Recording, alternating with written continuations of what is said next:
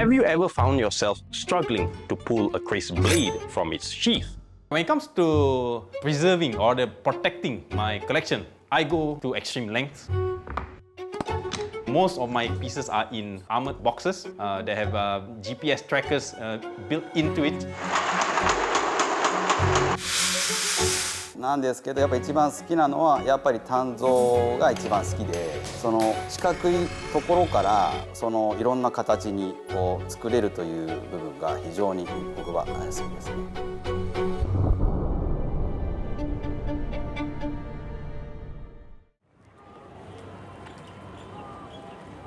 I can hear that. Oh no. My name is Khairi Joharim, better known as Pak Jofe. I'm an IT consultant by day, and by night, I'm a collector of the Keris. I am going to share with you my latest Keris acquisition in 2021. Have you ever found yourself struggling to pull a Keris blade from its sheath? Which one you want to open first? The big one or the small one? Big. Oh man, everybody wants a big one. Okay lah. Okay. Oh. Okay, this is a very unique piece. Okay, this is quite an old piece. Oh, look at that. Oh, look at that. An old piece. I just received two items, one from France and one from United States of America, which I won at last minute in an auction. Oh, beautiful blade. This is definitely a Balinese or Lombok style of blade. Judging from the bangunan here, the features, fittings, and how the weight of the blade, yeah, how it feels, is quite a steal buy, quite a bargain. All in all, I think this was for less than 300 Singapore dollars for something that is old. Okay, right. Oh, it's slowly revealing itself. Oh, right, look at that. Oh, another small three-lobe blade. It's definitely within the range of 100 years old. Late 1800s to early 1900s, yeah. The moment you can feel that, it feels like a bit lumpy. There are like grooves in it. That's how I know that this piece is at least 100 years old after it has been shaped. Yeah, that is one little secret that collectors observe.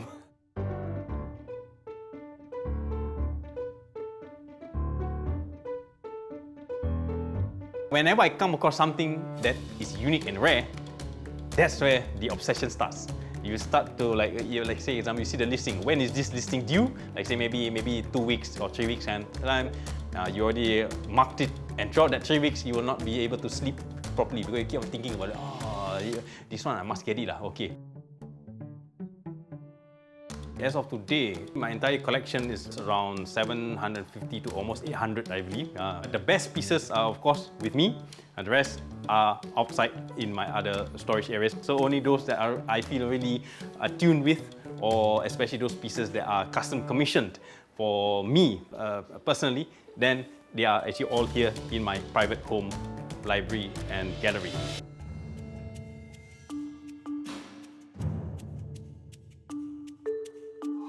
I discovered that the Keris was not just unique to a particular region. It was actually quite influenced massively across Nusantara.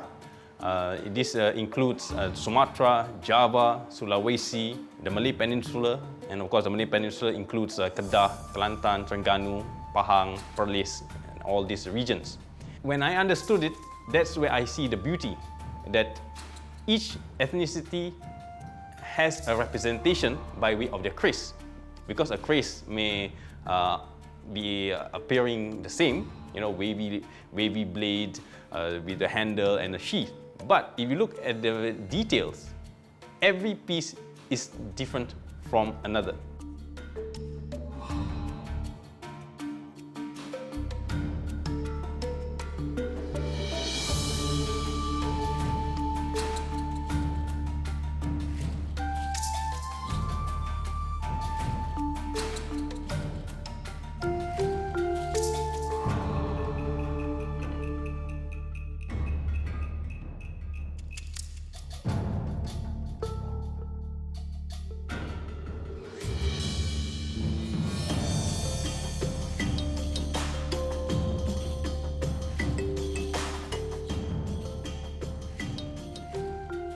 These type of creases are actually reserved for the nobility class. If you look closely, these are all ancient symbols.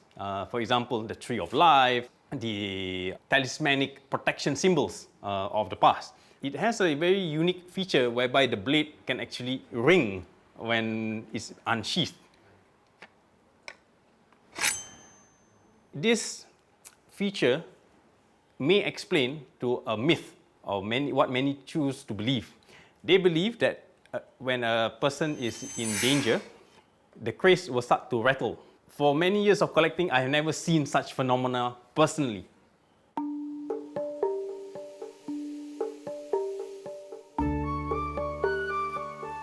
People always assume a weapon is made by one person. When it comes to the Keris, usually it's more than one person involved.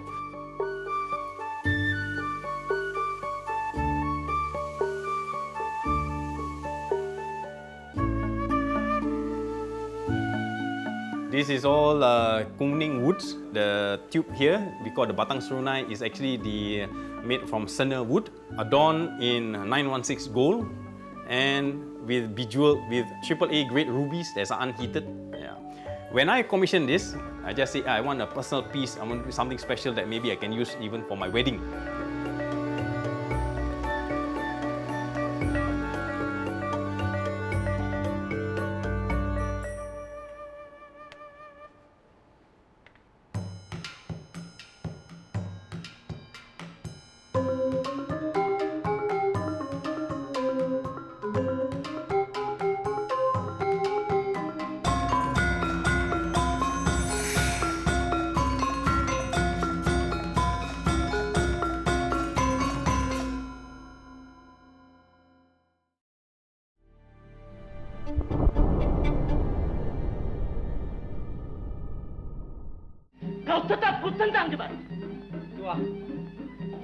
I grew up watching P. Ramlee movies, and in those movies, most of the time, those are period films, whereby you see the traditional Malay man in their traditional gear, fighting against injustice with the Keris.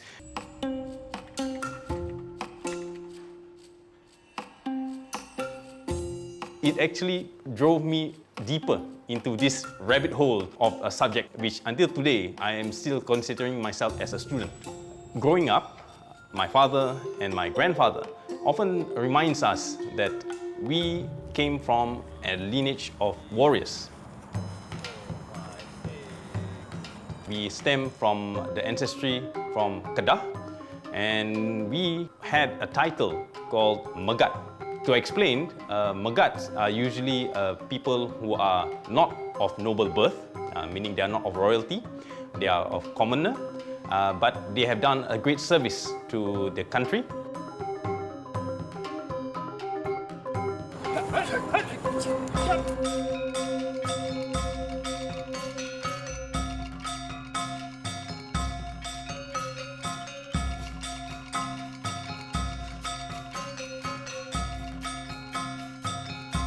That created an innate desire for me to really trace back all these relics, and that became another obsession, whereby I started going on the hunt for not just the Keris, but whatever relics related to the Malay culture.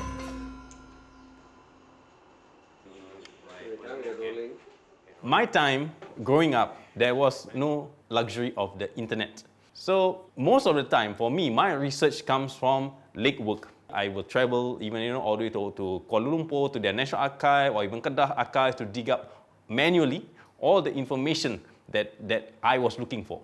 Hey, if we are meeting for the first time, my name is Khairi Joharim, better known as Pak Jofe, the Keris collector from Singapore, your personal guide to the exciting world of the Keris and its collecting culture. I first started off with about 30 followers. 10 were Singaporean, 20 were from overseas. And within a few years, that following grew. I believe I started that page sometime back in 2015. By 2017, I almost had almost 1,000 followers. I try my best to produce, or rather to upload, at least one video a week. Selit. Keris selit ni untuk dia pakaian harian. Kita pakai bila berbusana, ya? Hormat dia, bukan daripada atas. Ini. sama juga ya. Sama juga. Jadi jemeh tu keluarkan. Macam mana? Yang paling geruni sebagai keris hukum. Keris hukum, biasanya hukum mati lah. Biasa kalau alam Melayu kita hukum pancung. Kita hukum disalang. Lepas tu namanya keris penyalang. Okey, jadi dari sini ada maklumat apa-apa senjata yang dalam koleksi saya. Cara je mudah. Satu cara imbas QR code-nya, meaning scan pakai kamera, ataupun kalau phone-nya ada NFC enable, mudah saja. Tap saja, bawa ke depan, tap, dia akan berbunyi macam ni. Tekan sini, dia akan bawa ke... The most important thing for me is to document the item details, its provenance, how I got it, where I got it, how much I got it for. All this may seem insignificant to most, but in the long run, all these information that you have recorded down are actually the contributing factors that drives up the value of the item that you acquire. It's almost looks the same. Here's the hilt, here's the fittings. That project actually took me about 5 years before I finally established the schematic design. And of course, these are produced from commercially available 3D printers, so the scale and the size is of course miniaturized, and it can be passed off as a toy. I built it in such a way that it mirrors the same as with the Keris. This, like I said, is a learning tool for the students. When I show them that this is the Keris is not one singular part, but they are comprises of many parts. It's easier for them to learn, to explore, and they can even have fun fixing it back together.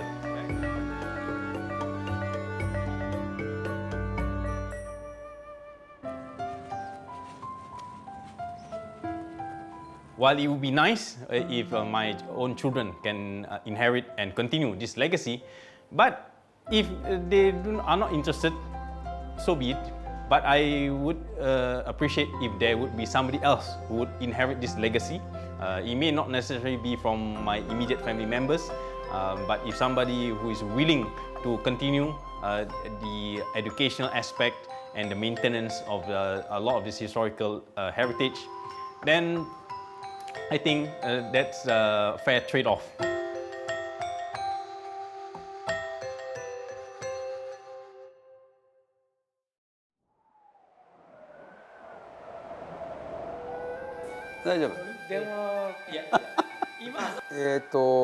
今、三条市で、刃物作りをしています、日野浦睦美です。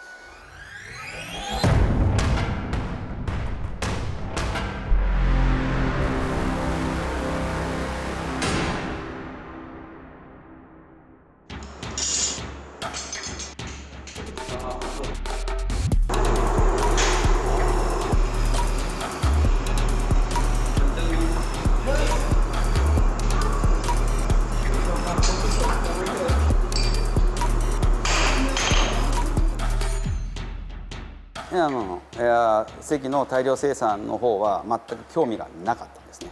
逆に言うとあれは、機械力で誰でもできるもので、自分のそのやってるものというのはやっぱり腕一本でいいものを作り上げていくっていうその世界なんで、やっぱりもうスタイルが全然違うところにすごく自分のその親父がやってるものに興味があったってことですね。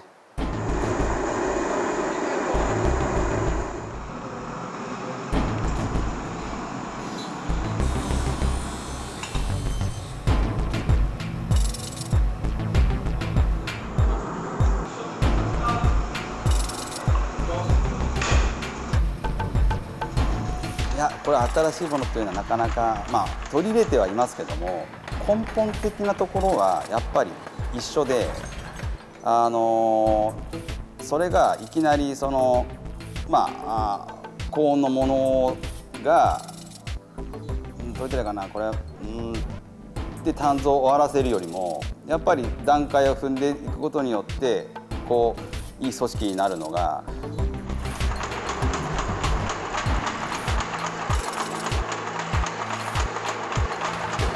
自分は、20歳の時にこの業界に入って24年刃物を作っています。実は全体、包丁の作っている中で何が一番好きかと言いますと、全体的に全てが好きなのは好きなんですけど、やっぱり一番好きなのはやっぱり鍛造が一番好きで、その四角いところからそのいろんな形にこう作れるという部分が非常に僕は好きですね。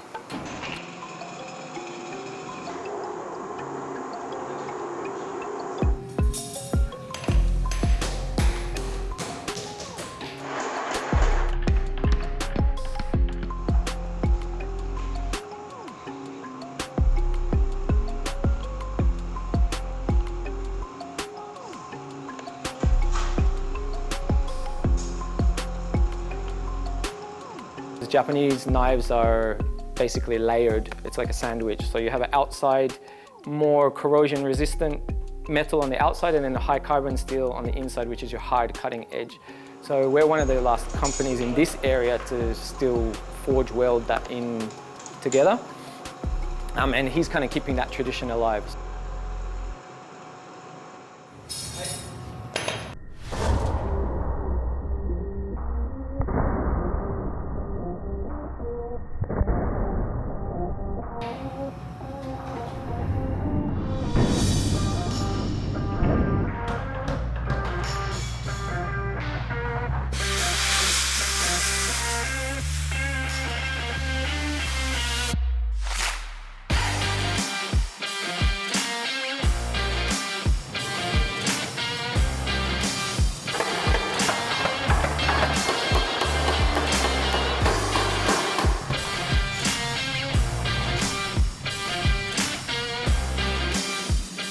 作ってると、常日頃発見があって、いや今回は、もうちょっと毎回その厚みとかも当然やっぱり変わってきちゃうんで。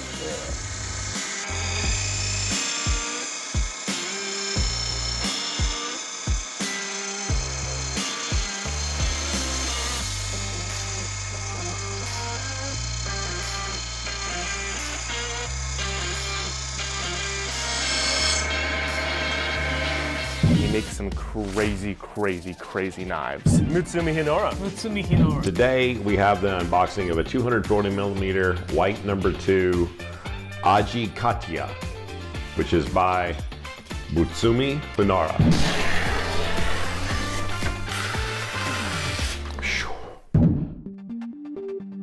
自分の包丁が好きな人は、おそらくまず、包丁のバランスですよね。自分の包丁というのは、ハンドルの方に重心が来るようにあえてその厚くしてある。そうすると重心がまず手元に来るということがまず一つです。でもう一つは、切れるということですね。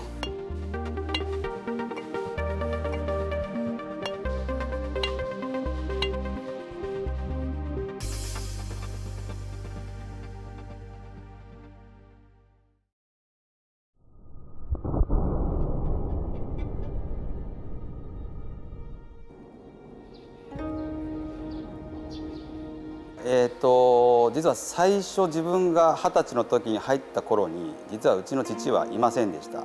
なぜかというと、ある目の病気をしたので、もう目が見えなくなるかもしれないということで、自分は最初うちのおじいちゃんと自分の2人だけで、仕事をしてたんですね。ですね、実はキッチンナイフは、うちのおじいちゃんに教えてもらったことは一度もないです。これ教えてもらったのはどっちかというと、自分は他のところの三条の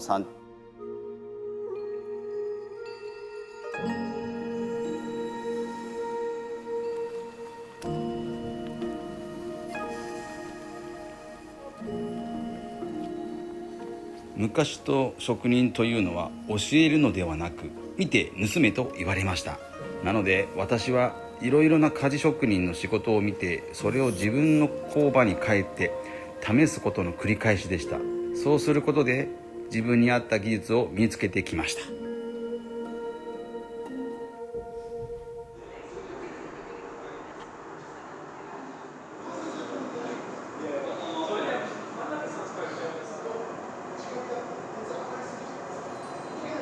なぜ包丁を作ることが好きかというと、ただ物を作ることが好きなんです。包丁はその中でも使った人の意見がすぐに分かるので一番好きです。仕事のどんな部分が毎日あなたをワクワクするかというと全てです。毎日仕事が同じようで違います。その違う毎日ですが、商品は良いものを安定して作り続けなければなりません。その毎日の変化がワクワクします。だから自分がやってることがもう日本の人たちとか、世界の人たちにやっぱりその知ってもらうということが大事だと思ってまして、